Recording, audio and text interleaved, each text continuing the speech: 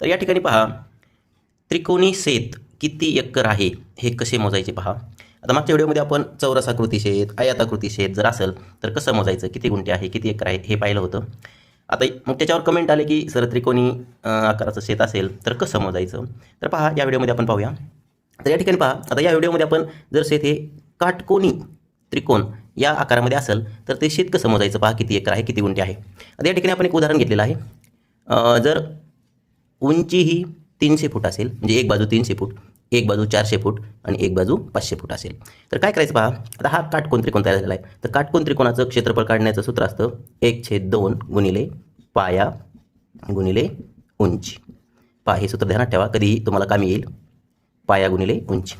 आता काय करायचं बघा, आता याच्यामधला पाया आहे 400 फूट, उंची आहे 300 फूट. लिहून घेऊया 1/2 गुणिले पाया 400 फूट आणि उंची 300 फूट. आता बघा बे 1 बे, बे 2 4, जी बे 0 0, बे 0 0. आता इथं बघा 200 गुणिले 300, तर याचं होईल 60,000. म्हणजे 60,000 काय झालेलं आहे, तर हे बघा चौरस फूट, ज्याला आपण स्क्वेअर फूट असंही म्हणतो. मग आता याचे गुंठे किती होतात, तर पहा 60,000 भागिले आता 1089चा एक गुंठा असतो, म्हणून 1089 याला भागून घेऊया. म्हणजे पहा 55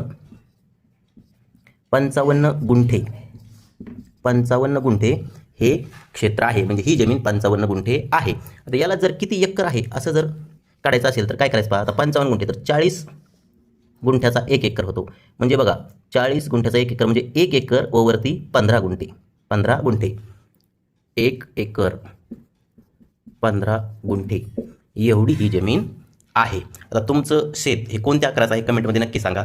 त्यावरही मी पुढील व्हिडिओमध्ये विस्तृत असं मार्गदर्शन करेल. व्हिडिओ आवडला असेल तर जास्तीत जास्त शेअर करा. धन्यवाद.